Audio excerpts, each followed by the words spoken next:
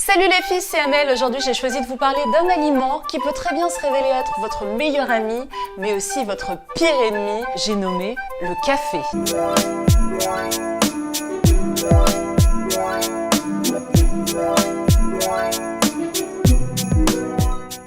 L'année dernière, j'ai rencontré pas mal de naturopathes parce que j'ai fait un jeûne hydrique, c'est-à-dire que pendant 7 jours, j'ai bu que de la tisane et de l'eau. On faisait des randonnées, on faisait du yoga 2 fois par jour. Bref, c'était une superbe expérience. Là-bas, j'ai pas mal discuté avec des naturopathes qui m'ont expliqué à quel point le café pouvait être nocif pour la santé. Ils m'ont d'abord expliqué un truc assez simple, c'est-à-dire que le matin, quand on se réveille, on devrait pas avoir besoin d'un booster comme le café. Ah ouais, après 6, 7, 8 heures de sommeil, on devrait se réveiller en pleine forme. Les batteries chargées, prêts à attaquer la vie, avec une énergie folle. Et pourtant non. On est des mignons à se réveiller le matin et à être totalement HS. Ah non mais moi faut pas me parler tant que j'ai pas bu mon 3e café du matin. Ah non mais moi le matin je suis hors circuit hein.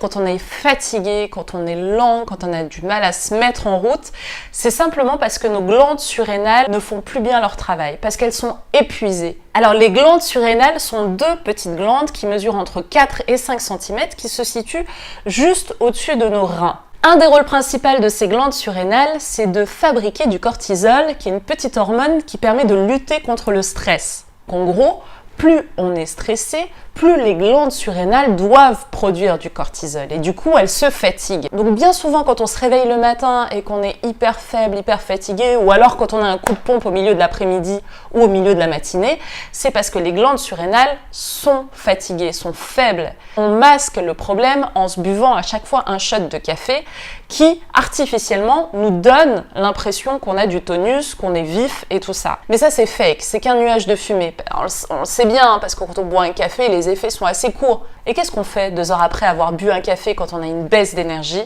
Eh bien on en prend un autre. Et ça use encore plus les glandes surrénales. Alors comment faire pour lever le pied et commencer doucement à se désintoxiquer du café? Alors moi j'ai découvert 2 options. 2 produits qui m'ont vraiment permis de limiter ma consommation de café. Alors déjà, il y a la chicorée.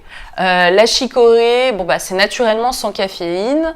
Mais ma grande découverte cette année, ça a été ce produit.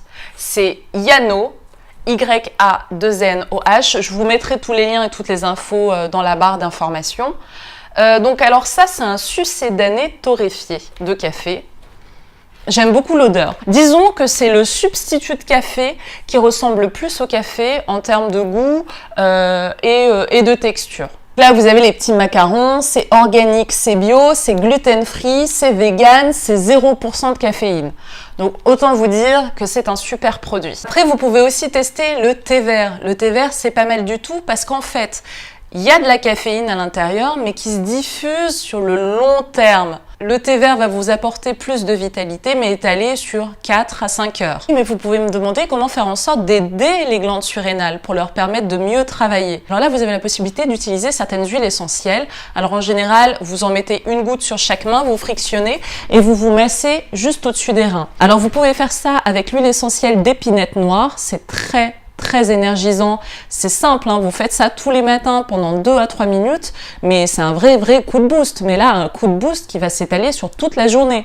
Et en plus vous faites du bien à votre glande surrénale parce que vous la réactivez, vous la réveillez un petit peu et vous allez la remettre au travail, ce qui va vous permettre d'être de moins en moins fatigué quand vous vous réveillerez le matin. Alors moi, ce que j'utilise justement pour faire travailler mes glandes surrénales le matin, dans un grand verre d'eau, je mets 6 gouttes de genévrier et 10 gouttes d'éléutérocoque. Attention, je vous mets toutes les infos en barre d'outils et surtout n'hésitez pas à faire vos recherches de votre côté. Moi, ça m'a été conseillé par un naturopathe justement pour éliminer la fatigue, faire travailler les reins, drainer tout ça, et décongestionner tout ce qui doit être décongestionné.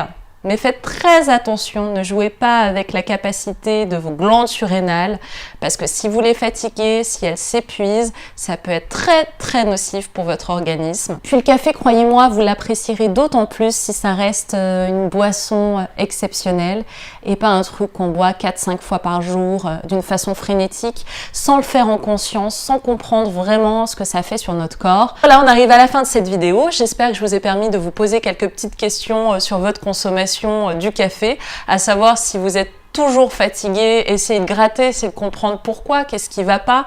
Peut-être que vous avez juste besoin de repos, hein. Parfois, voilà, c'est juste aussi simple que ça.